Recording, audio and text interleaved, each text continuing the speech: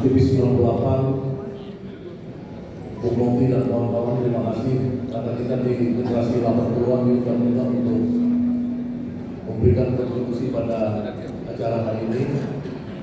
Beberapa teman-teman 80-an ada di sini tadi, ada Tunggu Hidayat tadi, kamar kecil tadi, ada Heri Sebayang dan staf khusus Menteri BO ini, ada Arif Minardi ini ketua Serikat Buruh IPTN dulu ketika IPTN dihancurkan oleh reformasi dan lain-lain. Itu di depan ada Rocky Gerung sebagai senior saya di antara yang kedua. Saya menghormati teman-teman 98 khususnya ketika saya habis keluar penjara ketemu dengan Mas Hinton Pasaribu di sebuah acara yang diselenggarakan oleh Kopol 98 oleh Indra. Jadi ada saya, Raihan Putih, Mas Hinton dan lain-lain, ada juga tadi Romain Mater. Nah, Mas Hinton di situ buat saya menarik karena Mas Hinton bilang bahwa ke depan jika ada pemimpin yang muncul dari gorong-gorong, injak kepalanya.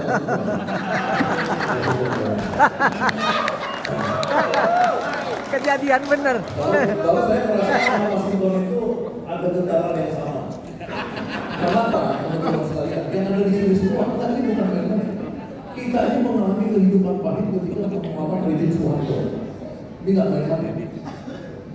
Kita melawan rejim Soeharto itu, ya, yang namanya rapat 5 orang aja seperti Risbayang di Jogja dulu, itu sudah ada langsung laporan intelijennya. 10 orang ada laporan intelijennya, kemana-mana kita dibuntutin dan lain-lain. Jadi kita melawan rejim Soeharto itu sampai 98 adalah yang pahit getir kehidupan kita.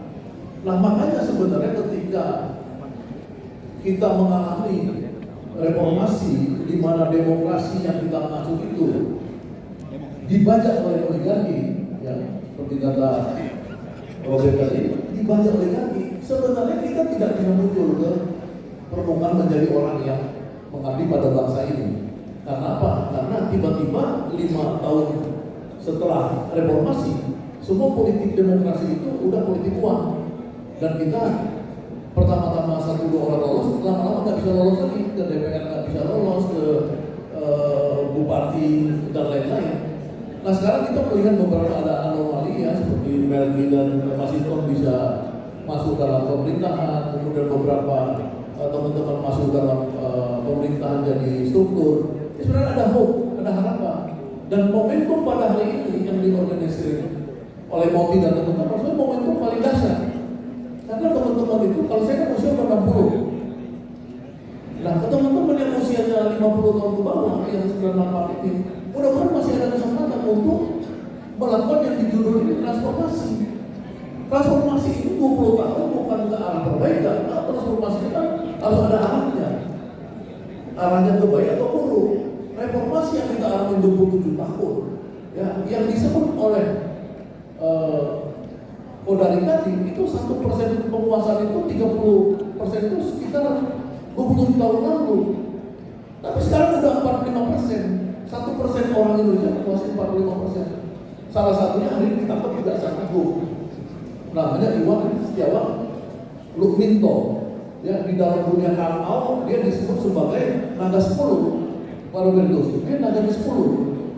Waktu pertemuan di Bali atau Solo, 9 naga itu plus dia dengan gubernur dari dari Hong Kong waktu itu beberapa tahun lalu. Saya tahu dia yang ke-10 di zaman Prabowo yang ditangkap.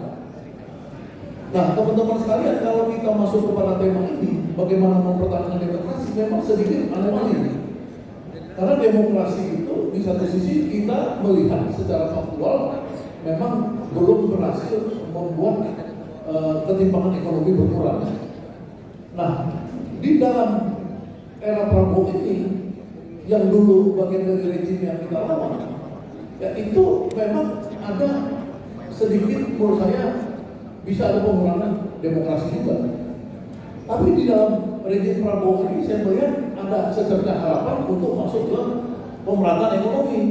Nah ini memang dilemanya karena apa? Karena saya melihat memang misalkan bagaimana harta-harta ilegal yang seperti sawit ilegal, kemudian tambang ilegal, yang lain-lain ilegal itu selama puluhan tahun tidak pernah berhasil dikuasai negara.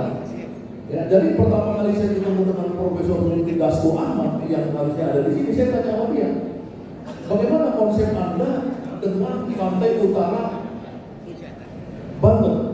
Apakah itu negara boleh menguasai atau yang menguasai konglomerat itu?